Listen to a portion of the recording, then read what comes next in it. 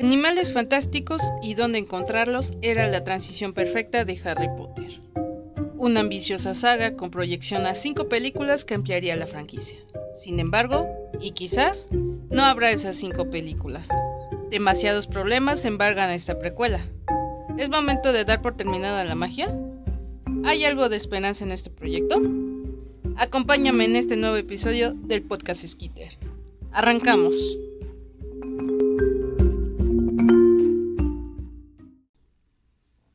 Algunos piensan que la llegada de David Yates a la saga, empezando con la Orden del Fénix, era poner, valga la redundancia, poner orden a las películas.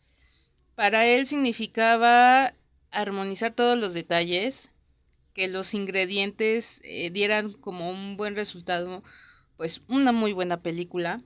O bueno, mantener a los ejecutivos contentos con las ganancias, recuperar lo invertido. Que muy probablemente eso de cierta manera les funcionó, pero lo demás, una buena película no dio resultado. Y menciono esto porque la etapa de David Yates no quedó exenta de experimentos.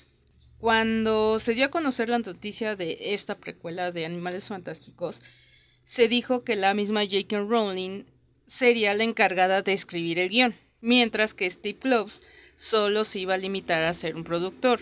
Obviamente para los fans esto fue un alivio, entre comillas, porque la misma autora se iba a encargar de escribir su propia historia, se iba a encargar de no cometer errores.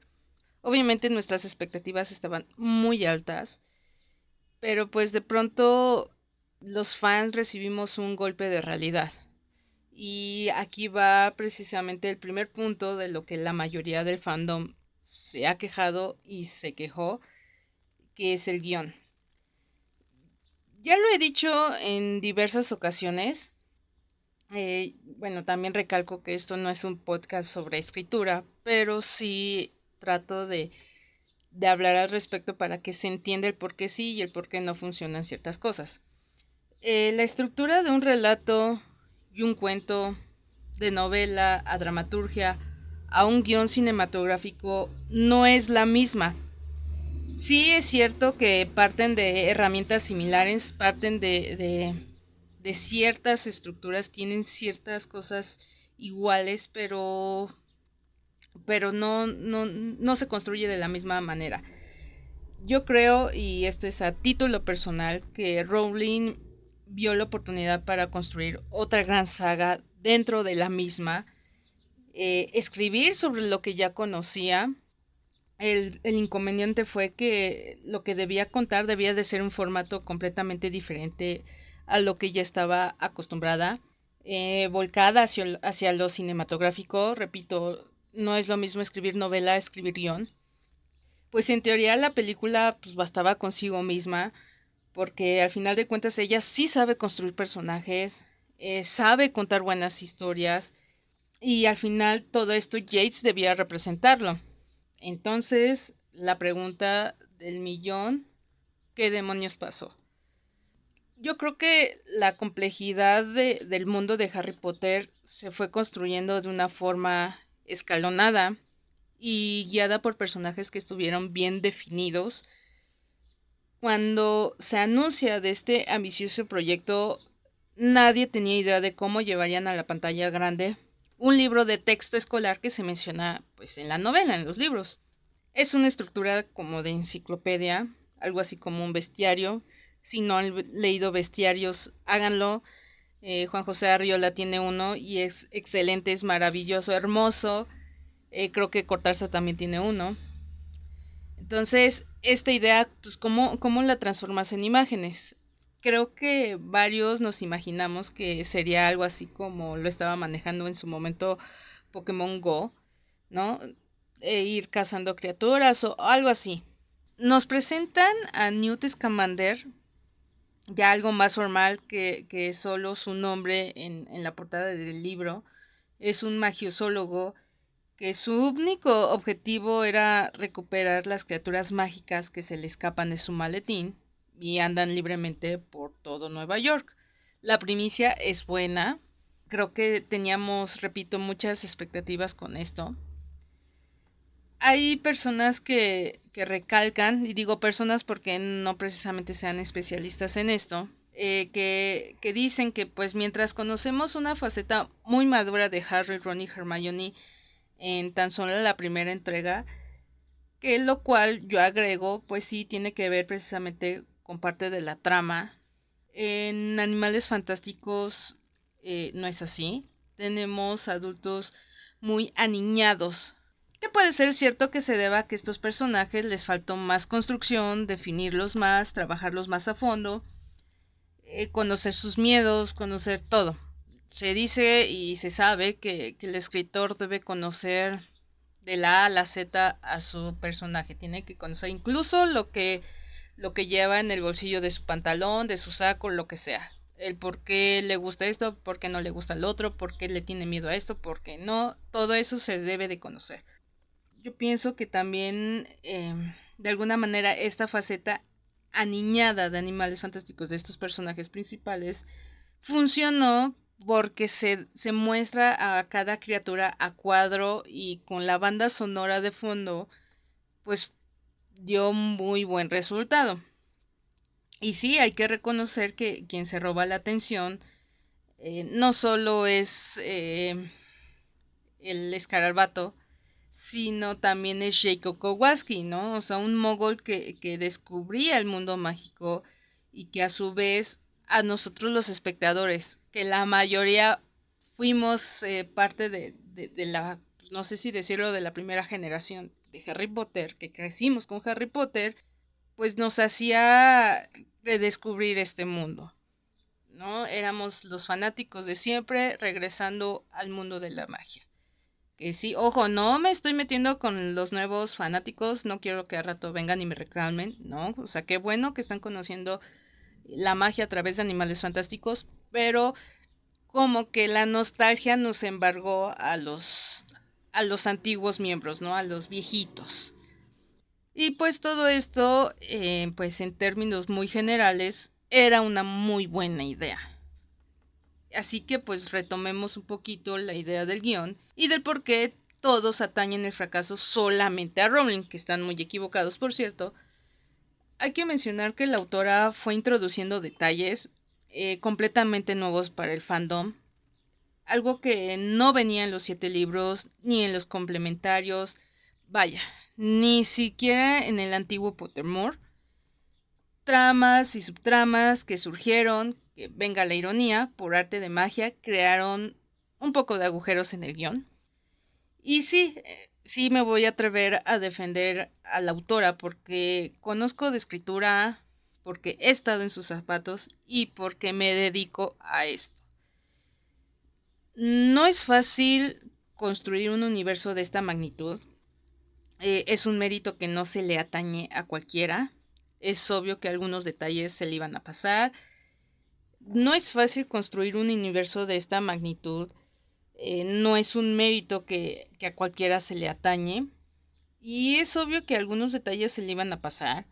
Ella ya lo ha dicho. Es malísima con las matemáticas, con las fechas. No sé si precisamente con los números como tal. Pero es por eso que a veces no concuerdan. Y además porque en estos casos manejas demasiada información.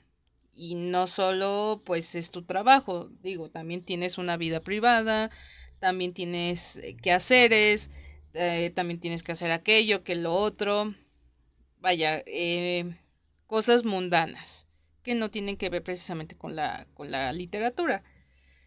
Y sí, aunque tengas muy buena memoria y no seas tan olvidadizo, hay momentos que pues sí dejas pasar algunas cosas porque de repente efectivamente se te olvidó, porque ya no concuerda, porque ya no encaja con lo que estás escribiendo en el momento, porque ya no te gustó, ya no te convenció. Suele pasar, es cierto. A varios de los escritores de renombre han tenido problemas así. Es por eso que se tiene que estar revisando constantemente un escrito. Se escribe en caliente, se corrige en frío. Incluso Stephen King aconseja tener a alguien pues de ultra confianza para que sea el primero en leer un texto recién salido del horno, recién escrito, porque pues esa persona precisamente te va a decir que funciona y que no. Es lo que comúnmente hoy en día se le conoce como el beta reader, que realmente su función es esa, ser los primeros en leer el texto para encontrar esos detallitos, errores gramaticales, errores de dedo, ver que si funciona, que no, que le entendiste, a que no, que te gustó, que no te gustó. Y esos comentarios que se les hacen precisamente al escritor, pues los debe tomar en consideración para mejorar aún su obra, ¿no? Si se hace pesada, si está aburrida, si no, si te atrapó en el momento. Y pues pienso que para Rowling fue que se dio cuenta que esto nuevo que estaba escribiendo ya no se adaptaba con lo ya escrito. Es obvio que con esto se generaban incoherencias y contradicciones respecto a lo que ella misma ya había escrito anteriormente. Y es en este caso tienes dos opciones. ¿Regresas a editar? ¿A corregir? ¿No? Le dices a tu editor que ya, o sea, ya tienes tu novela publicada, le dices a tu editor, oye, necesito sacar una nueva edición porque voy a corregir esto, o lo dejas así. Y pues yo creo que esto pasó, que eligió la segunda opción, lo dejó así, no le movió, pero en lugar de aclarar las subtramas, que ya de por sí tenían lagunas, generó más interrogantes. Aunque también pienso que quizás creyó que tenía el tiempo con las siguientes películas, como que dijo, bueno, ok, aquí genero esta subtrama, pues la aclaro más adelante. Y pues no olviden que toda la carrera de la escritora también ha sido novela, a lo mejor unos cuantos cuentos, pero Rowling es una narradora por naturaleza y excelencia, pero pues con este proyecto lo hizo pensando en la adaptación de algo que solo estaba en su mente y no en un papel. Pienso que no contempló el hecho de tener que enfrentarse a un formato muy nuevo para ella y pues se aventuró, y sí, lo voy a decir muy a lo Gryffindor. Eh, no me atrevo a decir que sí, muy a lo estúpido, pero se aventuró a hacer algo nuevo con esto. Pudo haber escrito una novela solo para ella, que funcionara como base y después adaptarlo al guión. Sí, pudo haberlo hecho, pero no sabemos precisamente los tiempos que tenían contemplados. O sea, también hay que considerar que no nada más es de, bueno, pues sí, ahorita escribo una novela y en 2 días ya está. No. Escribir no son enchiladas. Se dejó guiar por lo que sabía hacer. Se tuvo que limitar, es obvio, porque ya lo he dicho, el guión cinematográfico son imágenes, la narración es describir esas imágenes, es lo que va a ver el espectador. Y para alguien que toda su vida se define en narrar, pues era evidente que, pues que se generaría un caos. Aunque sí siento que no toda la culpa la tuvo ella, porque Steve Kloves llegó en su ayuda como una especie de salvador. Y si hay alguien que conoce mejor este universo, aparte de la misma autora, es él. Las incongruencias vienen de la mano, desde la fuente principal hasta el mismo productor y director, que se sabe y de sobra que David Yates le quedó muy grande el puesto. Y es más, no sé qué beca tenía con David Heyman, porque para mantenerlo ahí por tanto tiempo, a pesar de esos errores, pues no sé qué le sabe. Yo ya he hablado de él, no sé qué le sabe. Yo no digo que sea mal director, pero no era el adecuado para haber terminado la franquicia de Harry Potter. Entonces no sé por qué no lo sacaron, no sé por qué no trajeron otro nuevo director. No sé por qué se quedó. ¿Y por qué digo esto? Porque hay un fallo muy tremendo de guión, que es muy puntual y viene en Los secretos de Dumbledore. No voy a hablar de todos los errores que algún fan encontró, porque sí me he encontrado algunas notas de, pues, de fanáticos, de cinéfilos que escribieron al respecto, que vaya, algunos son simplemente parte de las subtramas que creo que se pueden resolver con un poquito de sentido común y lógica leyendo los libros de Harry Potter, pero al menos en este sí es muy puntual, porque se dijo en algunas entrevistas, tanto de actores como el propio director, que en la fecha en donde estaba ambientada la película es 1932, mientras que, o sea, estoy hablando de Los secretos de Dumbledore, es en 1932. Mientras que la primera entrega, Animales Fantásticos y dónde encontrarlos, se ambienta en 1926. En la película, cuando la profesora Lally Hicks visita a Jacob para persuadirlo de que se una al ejército de Dumbledore, le hace un pequeño recordatorio de sus aventuras vividas. Voy a citar: hace poco más de un año, y es así de ¿cómo? Si las cuentas no fallan, pasaron 6 años desde que se le escaparon las criaturas de Newt. Este error debió haber sido corregido ya no solo por parte de Rowling y Steve Kloves, sino también por parte del equipo de editores, productores o el propio director David Yates. Y más teniendo en cuenta que si el plan es o era llegar a 1945, fecha en la que Dumbledore y Grindelwald se batirían en el gran duelo. Es una serie de errores que técnicamente en esta producción se tenían que haber corregido de alguna manera, pero nadie lo hizo. Y no entiendo qué fue lo que pasó, si se les hizo muy fácil decir, sí, pues ya déjalo. Entonces no toda la culpa es de Rowling. Claro, hay que aclararlo porque todos se le fueron a la yugular contra la autora. Y otro error que alborotó al fandom fue el inexplicable cameo de Minerva McGonagall, donde vimos una versión más joven de la profesora, que sí, no tiene absolutamente nada de sentido, porque según la información que nos da la misma autora, ella nació en 1935, mientras que esta segunda entrega, la escena en donde aparece, se ambienta en 1927. Obviamente, las cuentas no dan, y lo vuelvo a mencionar. Rowling se hizo bolas con las propias fechas que ella ya había dado, porque pienso que también maneja demasiado, ¿no? Que es imposible que no se le pase nada. Es muchísima información, muchísimos personajes, que sí, sigue siendo, pues, al final de cuentas, parte de su culpa, pero pues es parte de un universo que ella misma creó. Y vuelve a suceder un error, pero no precisamente con las fechas, y aquí sí ya voy a entrar un poquito más en materia con la historia, con este giro argumental que quiso darle al personaje de Credence. De la nada y sin previo aviso, es un Dumbledore. Y aquí sí no voy a decir que es spoiler porque ya a estas alturas todo el mundo ya vio al menos estas 3 películas. Ya vio Animales Fantásticos donde encontrarlos, Los Crímenes de Grindelwald y Los Secretos de Dumbledore. Así que no es spoiler, ya a estas alturas se la saben. Y de la nada Credence es un Dumbledore. Es Credence Dumbledore. Sinceramente y en lo personal, siento que esto sí se lo sacaron de la manga.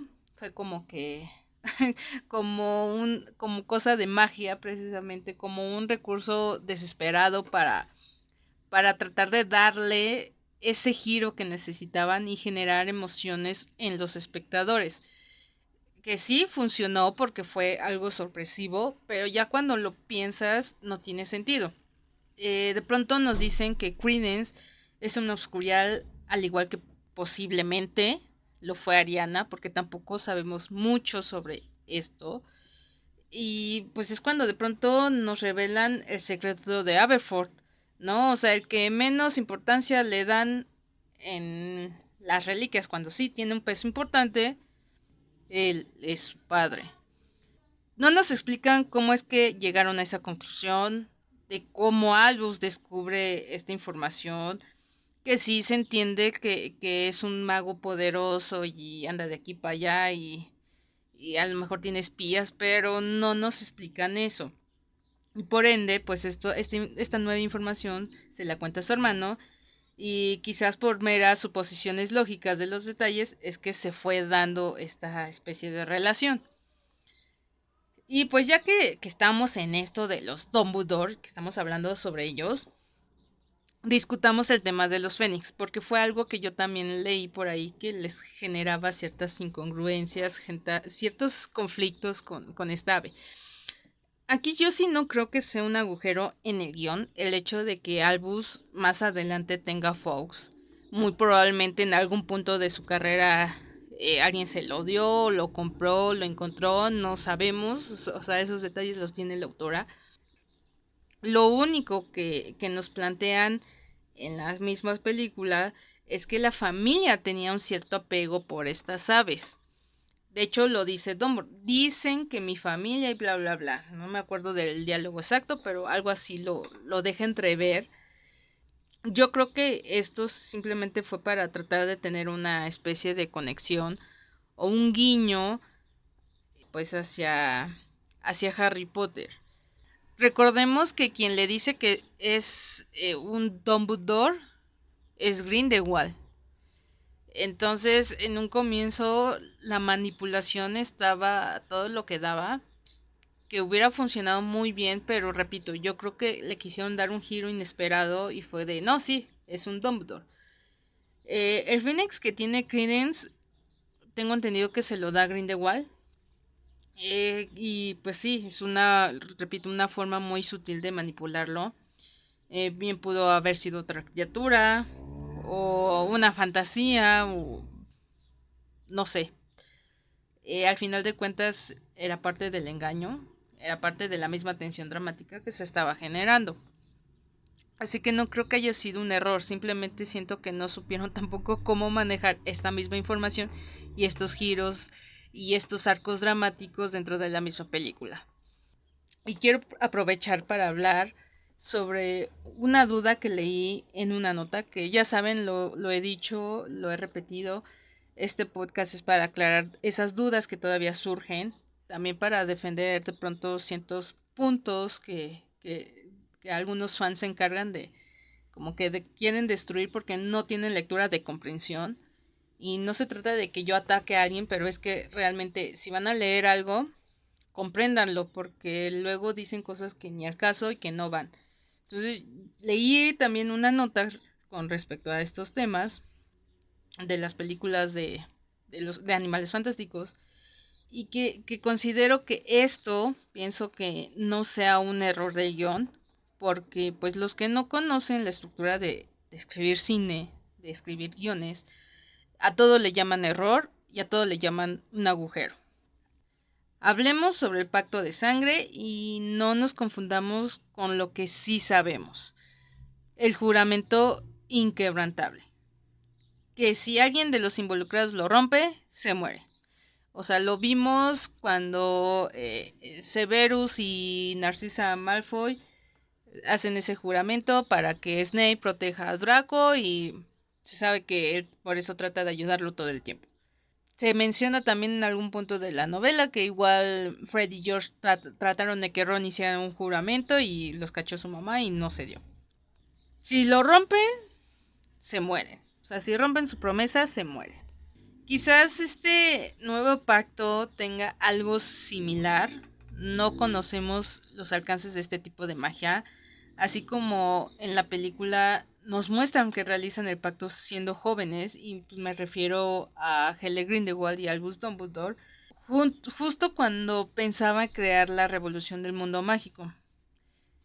La duda que yo leí es cómo afectó con la pelea que tuvieron en donde falleció Ariana. Si se supone que si este juramento o este pacto era no pelear entre sí, pues cómo se da esta batalla o esta pelea. Y pues nos vamos a remontar a las Reliquias de la Muerte, donde el mismo Dumbledore nos cuenta lo que pasó. Voy a hacer un resumen, si no vayan a leer la novela. Quien empieza, digamos, este pleito es el mismo Aberforth, porque le reclama a Hellert y a su propio hermano sobre los planes que tienen ambos de su viaje por el mundo. Se supone que Albus pensaba llevarse a Ariana y cuidarla, y que Aberforth terminará sus estudios. Pero pues Aberforth le dice que no, que está loco y que cómo se piensa llevar a una niña a una revolución mágica, ¿no?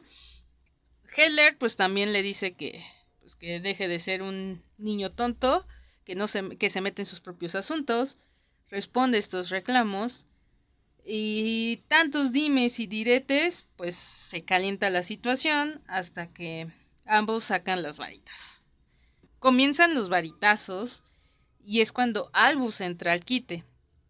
Imagino que a pesar de haber hecho este pacto de no atacarse mutuamente, el objetivo de Albus pues no era ese. O sea, era poner a salvo a su hermano y apaciguar pues a Heller. Entonces decía, a ver, vamos a calmarnos, vamos a hablar y vamos a resolverlo, ¿no? Yo creo que eso pasó por la mente de Dumbledore. O sea, la idea era controlar la situación, pero pues entre tantos hechizos y maldiciones rebotando por aquí y por allá, pues uno mató a Ariana. Y también como consecuencia que Heller escapara del país. Así que básicamente se mantuvo el pacto, pero pues más allá de este tipo de magia, a Albus Dumbledore le aterraba la verdad, ¿no? A saber que él o su hechizo había matado a su hermana. Y pues también además no es sencillo enfrentarse a alguien a quien amas o amaste. Creo que eso fue lo que ocurrió. Considero que esto del pacto fue para darle más peso dramático a dichos personajes. Nada más, no le encuentro un error o un agujero. Simplemente faltó que detallaran más, que ahondaran más en esto. Pero como que entre tantas subtramas no supieron a qué darle la importancia real. Y esto que lo estoy contando, esto que les estoy explicando, pues viene en el libro, ya repito, viene en la novela Las Reliquias de la Muerte. Si no lo han leído, pues léanlo y lean, comprendan lo que están leyendo. Como diría el gallo Claudio, matemáticas, hijo. Aunque, pues sí, hay que mencionarlo, no todo de estas películas fueron malas. Voy a mencionar algunos, como el hecho de que hayan profundizado precisamente en esta relación de Dumbledore y Grindelwald. Me hubiera gustado que ahondaran más. Repito, siento que no supieron darle la relevancia a ciertas subtramas. En mi opinión personal, considero que Jude Law y Matt Mikkelsen tuvieron una muy buena química. Supieron cómo transmitir el conflicto y la tensión. Y no solo por el hecho de que uno quería destruir al otro, sino me atrevo a decir que también se sentía esa tensión sexual entre ambos personajes. A mí sí me hubiera gustado ver más, y no me refiero a escenas eróticas de sexo, no, sino realmente conocer más a fondo esa relación, realmente cómo era. O sea, no sé si hubo, no sé, como coqueteo o algo así, realmente no sabemos, pero a mí sí me hubiera gustado ver exactamente el antes y el después. Y pues también no olvidemos esta caracterización que le dieron a Mikkelsen. La verdad es que sí creo que fue muy acertado el vestuario, algo más elegante que embona con la de Dumbledore. No le echó tierra a lo que hizo a Johnny Depp, pero sí creo que fue más acertada en esta tercera entrega que lo anterior. Jude Law supo entrar en la piel del profesor, no supo mostrar las profundas heridas de este profesor, de este Albus Dumbledore, así como nos hizo sentir el dolor y la culpa que lo atormentó por siempre, porque en Harry Potter conocimos una faceta totalmente diferente a la que nos mostraron. Creo que es algo que también se ha mencionado muchísimo en lo que le faltó en las películas de Harry Potter y en este sentido en las reliquias, conocer la historia de Dumbledore. Eso le hubiera caído de perlas precisamente a la historia en el arco dramático. Fue por costos que decidieron no hacerlo o realmente no sé la razón, pero hay muchísimos detalles que omitieron muy cañón y que les hubiera venido muy bien a la historia. Las escenas que usaron tanto para abrir como cerrar la película fueron excepcionales. En el final vimos a un Dumbledore caminando solo por Nueva York, dejándonos con las expectativas de que pronto y quizás ya se acercaría el gran duelo con Heller Grindelwald. Fue entre un final abierto, porque a esas alturas ya no se sabía si iba a seguir con la franquicia o no. Creo que fue un buen cierre en ámbitos visuales, porque pues en la historia deja mucho que desear. Animales Fantásticos era la idea para poder prolongar el éxito que tuvo Harry Potter. Y si querían eso, sus personajes y la historia debían estar bien construidos.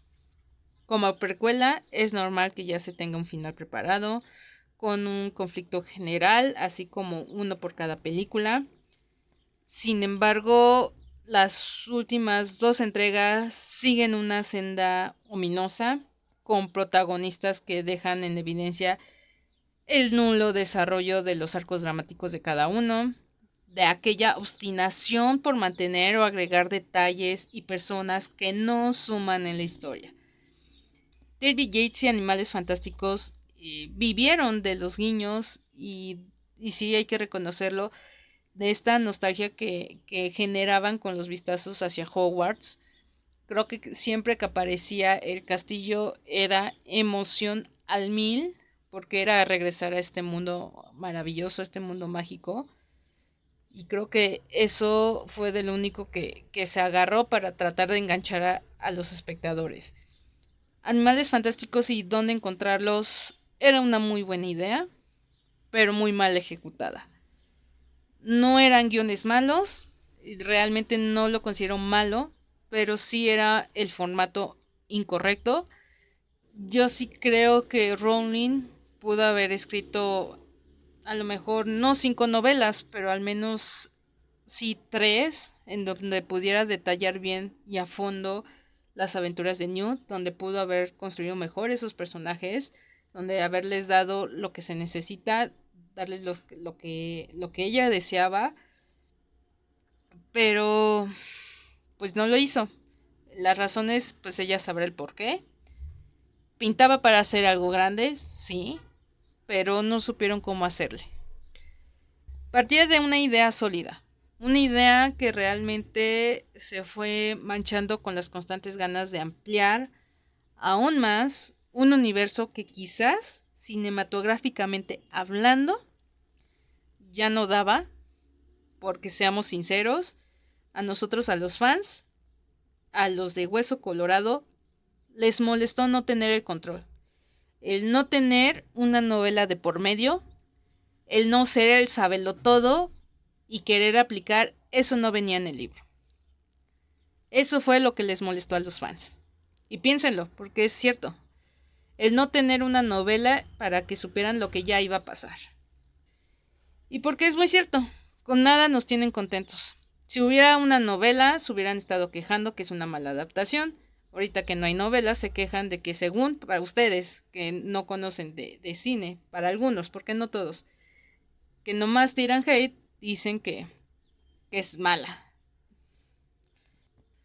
Es evidente que tanta polémica pesó y pasó factura, pues como el despido de Johnny Depp y a su vez la consecuencia de esta decisión que generó, ¿no? Esta interminable discusión de qué Grindelwald es mejor, así como los problemas de Ezra Miller con la justicia, la eliminación de Tina en el filme, la ausencia de Claudia Kim, sin una aparente razón, la controversia generada en torno a una opinión por parte de J.K. Rowling, que no pienso hablar de eso, pues sin duda creo que todo esto bastó para que terminaran con la esperanza de ver el tan esperado duelo entre los dos más grandes magos de la época. Si bien todo esto se juntó como una bola de nieve, Animales Fantásticos nos ha demostrado que la magia ha dejado de importarle hace mucho tiempo a los altos mandos, a los ejecutivos de Warner, porque solo les importa la expansión del Wizarding World a como dé lugar. No importa la calidad, o sea, creo que importa la cantidad y lo que se sume en sus cuentas. Solo importa que la gallina de los huevos de oro siga dando huevos, aunque ya esté cansada. Quizás sí es mejor que la saga se quede en los secretos de Dumbledore y de que los fans cambiemos de página y no olvidemos a Harry Potter.